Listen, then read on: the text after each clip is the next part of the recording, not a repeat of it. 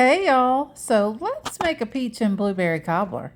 I'm gonna be honest with you, I don't make a lot of cobblers, but I came across a video of someone else making a peach and blueberry cobbler and it looked pretty good. Well, I didn't want to make just any old peach and blueberry cobbler. I wanted to make the best peach and blueberry cobbler. So I started looking through old Southern cookbooks, because if anybody's gonna know how to make the best peach cobbler, it's gonna be somebody's Georgian grandma.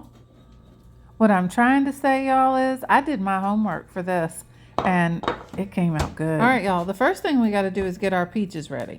We need 3 to 4 good sized peaches for this. To get them ready, we get them off the pit and slice them in mid-sized pieces. You don't want great big chunks, they take too long to cook, and you don't want little teeny tiny slices because they'll cook to mush.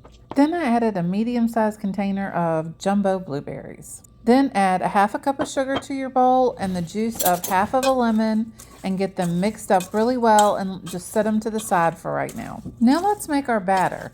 Our batter is 1 cup of flour, a half a cup of sugar, a teaspoon of baking powder, a pinch of salt, a large pinch of cinnamon, and a teaspoon of vanilla.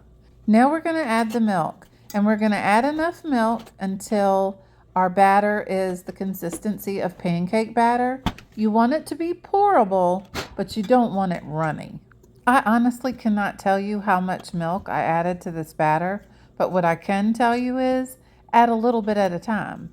You can always add a little more, but you can't take it out. Now, before I started mixing my batter, I took my large cast iron skillet and I put it on my stovetop on medium-low with a half a stick of butter. We're going to let that pan get warm and that butter melt while we're getting this batter done. This whole recipe comes together pretty quick.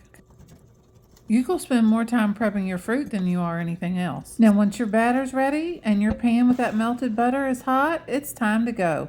You just pour that batter straight directly into that hot pan.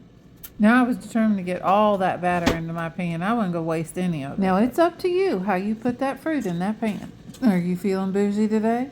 If you are, you be fancy. You put those peaches and those blueberries and designs and make it all pretty. Or you can do it just like me and do the rustic version where you just get that fruit in the pan. Now while we've been doing this, our oven's been preheating to 350 degrees.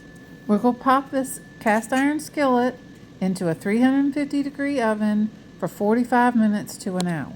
Now I know you're thinking, well, Julie, which is it, 45 minutes or an hour?